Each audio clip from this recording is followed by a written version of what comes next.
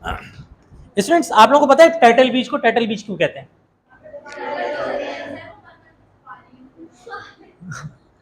Turtle बीच आप जाएंगे ना, यहाँ सी साइड पे लाइन से बहुत सारे पॉइंट्स हैं,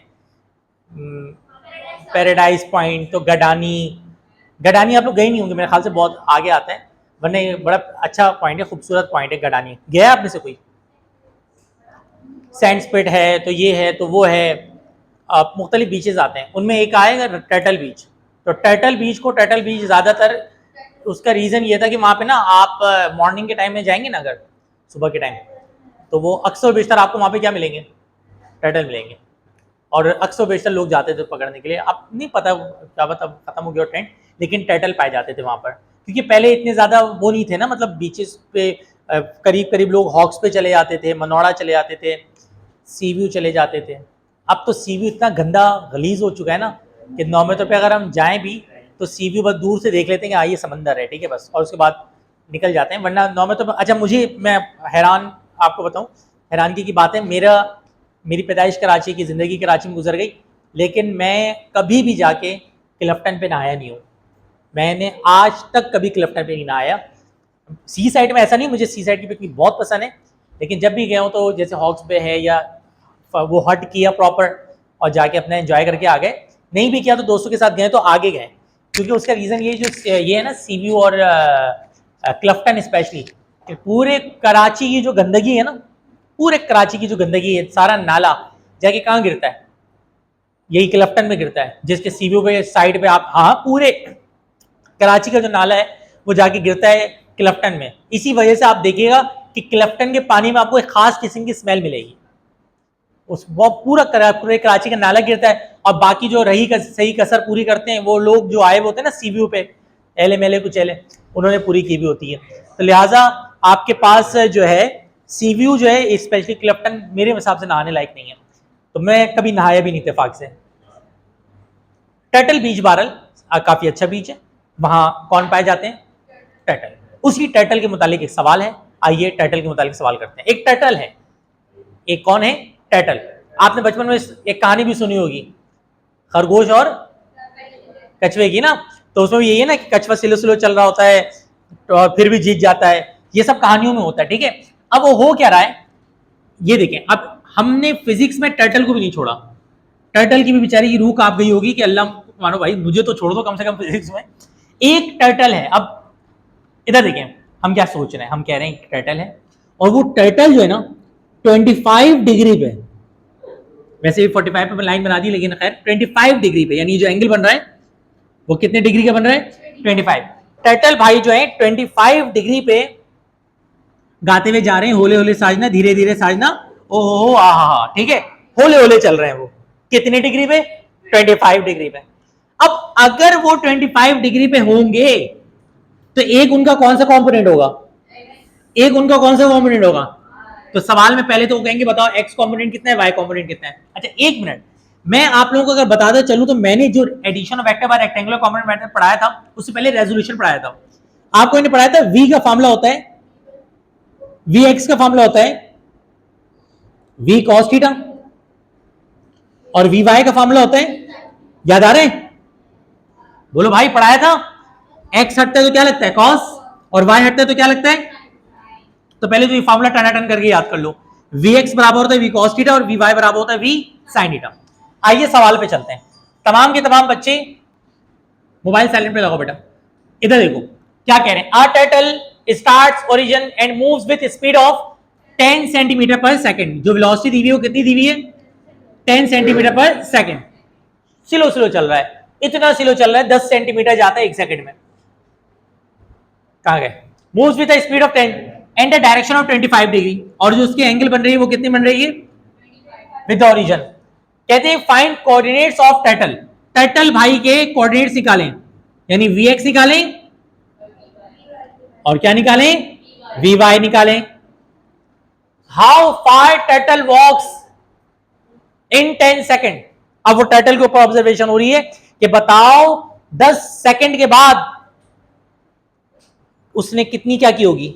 वॉक की होगी। 10 सेकेंड है, 10 से, हाँ 10 सेकेंड के बाद बताओ वो कितने दूर टोटली गया होगा अगर वो एक्स और वाई के रेस्पेक्ट से देखा जाए तो हमें जो है दूसरे नंबर पे जो सॉल्व करना है वो इसका डिस्टेंस ट्रेवल करना है, डिस्टेंस कैलकुलेट करना है, यानी एस निकालना है। अब आओ अल्लाह का नाम लेके स्टार्ट करते हैं। पहले मैं आप लोगों को बता दूं करेंगे कैसे। मेरा बेटा मुझे बात बताओ, वी एक्स का फॉर्मूला क्या लगाओगे? Very good. और वी वाई का फॉर्मूला क्या लगाओगे? V sine theta. तो जल्दी से बताओ वी की जगह क्या पुट करोगे? 10 और cos 25, यही आएगा। v 10 cos 25, इधर क्या आएगा? 10 और सॉरी साइन 25।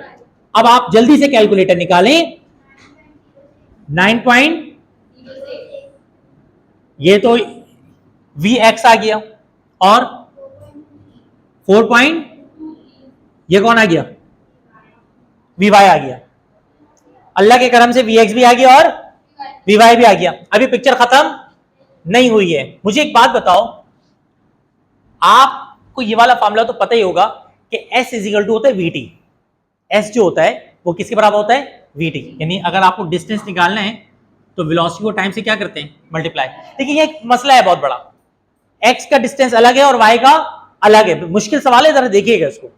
तो मुझे एक बात बताओ, अगर मैं एस एक्स के डिस्टेंस को, हॉरिजॉन्टल डिस्टेंस को एक्स कहूं, अगर मैं एस को एक्स कह दूं, यानी अभी से मैं एक्स का डिस्टेंस निकाल रहा हूं, तो क्या बनेगा? V X into T. अब वी एक्स बताओ कितना है? 9.06। एक्स इमेजिन कर लिया, एक्स मतलब हॉरिजॉन्टल आपके पास डिस्टेंस है ये, ठीक है। और टी कितना है? दिया हुआ है ना, 10 सेकेंड। बोला तो है टाइम कितना है? 10 सेकेंड, यानी आफ्टर 10 सेकेंड जो टाइम है वो गिवन है कितना सेकेंड? 10 सेकेंड। बेटा 10 से मल्टीप्लाई करो, मेरे ख्याल से ये हो जाएगा 90.6 मीटर। ऐसे ही है, बहुत ऊपर से जा रहा है। 90.6, ठीक है। अच्छा ये x निकाल लिया, अब क्या निकालना है? y बताओ किसके बराबर होगा? V Y into T. V Y बताओ कितना है? 4.23 मल्टीप्लाई बाय 10 कितना हो जाएगा? 42.3। अब एक मिनट, अब हम निकालेंगे फाइनल रिजल्ट। बेटा टोटल रिजल्टेंट कौन है? एस है। S is the resultant of X and Y. क्या हो जाएगा? X square plus Y square. Solve करेंगे, एक्स की वैल्यू बताओ कितनी है? 90.6, और उसका क्या कर देंगे? स्क्वायर। और वाई की वैल्यू बताओ? 42.3, और उसका भी क्या कर देंगे? स्क्वायर। बेटा पूरा सॉल्व करके बताओ कितना आ रहा है फाइनल आंसर हमारा?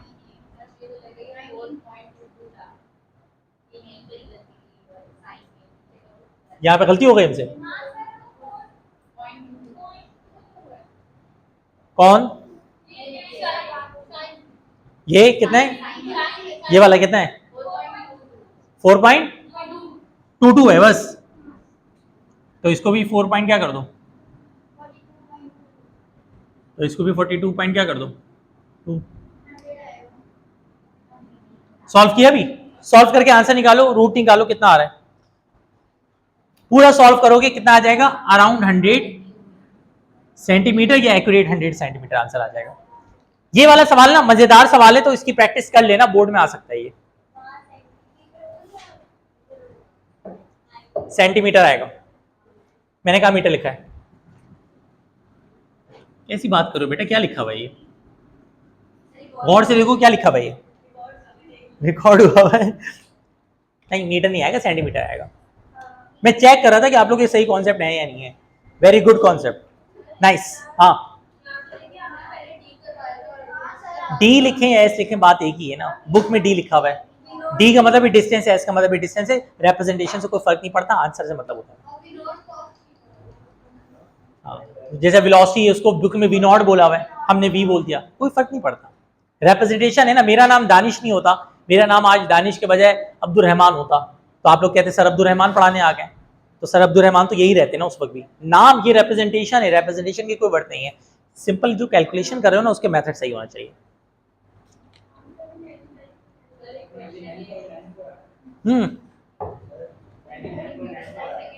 99.94 आ रहा है ना, तो 99.9 अराउंड क्या है, 100 है ना, बस सही है, खत्म जी। हाँ, ये सवाल बड़ा अच्छा किया कि ये बदतमीजी फिजिक्स के अंदर होती है कि हम हमेशा यूनिट चेंज करते हैं, इसमें यूनिट चेंज नहीं किया, तो ये ऐसे कैसे ना। देखो पहली बात तो ये कि यहाँ पे यूनिट अगर आप चेंज कर भी देते ना, तो आंसर की सेहत पे कोई फर्क नहीं पड़ता, आंसर आपका फिर मीटर पर सेकंड में और मीटर में आ जाता। ठीक है, पहली बात, यानी अगर आप बोर्ड के पेपर में इस वैल्यू को कन्वर्ट कर दें और मीटर में कन्वर्ट करके आप आंसर निकालें, तो बस ये सेंटीमीटर पर सेकंड में आंसर नहीं होगा, मीटर पर सेकंड में होगा, यहाँ भी मीटर पर सेकंड में होगा, और ये भी आंसर जो आएंगे वो सारे किस में आएंगे, हाँ पॉइंट्स में चेंज आएगा, सारी की सारी वैल्यूज में भी चेंज आ जाएगा, मीटर में आंसर आ जाएगा, लेकिन वो आंसर सही माना जाएगा। दूसरी बात, सर हमें कैसे पता चलेगा, कभी आप सेंटीमीटर को मीटर में कन्वर्ट करवाते हैं, कभी नहीं करवाते, तो बेटा याद रखना, जब भी कोई ऐसा फॉर्मूला लग रहा हो कि इन्वॉल्व एक और चीज हो रही हो, इन्वॉल्व एक और फैक्टर हो रहा हो जिसकी यूनिट किसी और सिस्टम में हो, जैसे मिसाल के तौर पे मैंने एक फॉर्मूला लगाया F = ma, एग्जाम्पल, मैंने जो नोट्स में गिवन है फोर्स की वैल्यू वो न्यूटन में है, एग्जाम्पल दे रहा हूं, फोर्स की वैल्यू किसमें गिवन है, न्यूटन में, और न्यूटन है सिस्टम इंटरनेशनल, न्यूटन क्या है, सिस्टम इंटरनेशनल, और मास की यूनिट गिवन है ग्राम में। तो अब पता है हर सूरत में इस मास को आपको ग्राम से कन्वर्ट करके केजी में बनाना पड़ेगा, क्योंकि एक जो फैक्टर है ना, वो फैक्टर न्यूटन में जो कि सिस्टम इंटरनेशनल को फॉलो कर रहा है, तो ऐसा नहीं हो सकता कि एक ही फॉर्मूले के अंदर हम सिस्टम इंटरनेशनल को भी फॉलो कर लें और सीजीएस को भी फॉलो कर लें। लेकिन सपोज करो एक और फॉर्मूला है, और वो है V = V0 cos थीटा। अब उसमें जो V की वैल्यू है ना, वो आपको गिवन है, V की जो वैल्यू गिवन है, या ये वाली V की वैल्यू जो गिवन है, वो गिवन है फुट पर सेकंड में। अब कोई जरूरी नहीं, क्योंकि यहां पर कोई और सिस्टम है ही नहीं, यहां पे वेलोसिटी का ही दूसरा भाई मौजूद है, और वो भी कौन है, वेलोसिटी है। तो कोई जरूरी नहीं कि आप इस फुट पर सेकंड को किस में लेके आए, सिस्टम अपना मीटर पर सेकंड में लेके आए। आप अगर फुट पर सेकंड के अकॉर्डिंग वैल्यू सॉल्व करेंगे तो खुद ब खुद इस V0 के आंसर को रिप्रेजेंट किस में करना पड़ेगा, फुट पर सेकंड में। और अगर आप मीटर पर सेकंड में भी कन्वर्ट करके सॉल्व कर दें तो भी V0 का आंसर किस में आएगा, मीटर पर सेकंड में। तो जब भी इस तरह के फॉर्मूलाज आ जाते हैं ना कि दोनों साइड पे सेम फिजिकल क्वांटिटी आ रही हो, तो यूनिट कन्वर्जन की जरूरत नहीं पड़ती, क्योंकि यूनिट्स बैलेंस हो जाती हैं। अब यहां पर देखो Vx और V, तो इधर भी V है, इधर भी V है, इधर भी V है, इधर भी V है, तो यूनिट्स को कन्वर्ट करूं या ना करूं उसने बैलेंस ही रहना है, दोनों साइड पे रेशियो है, तो इस वजह से इसमें यूनिट को कन्वर्ट करना जरूरी नहीं है, कर भी दे तो कोई कयामत नहीं आ जाएगी। तो वेक्टर के एक और न्यूमेरिकल भी सॉल्व हो गया भाई। अब चेक करो वेक्टर को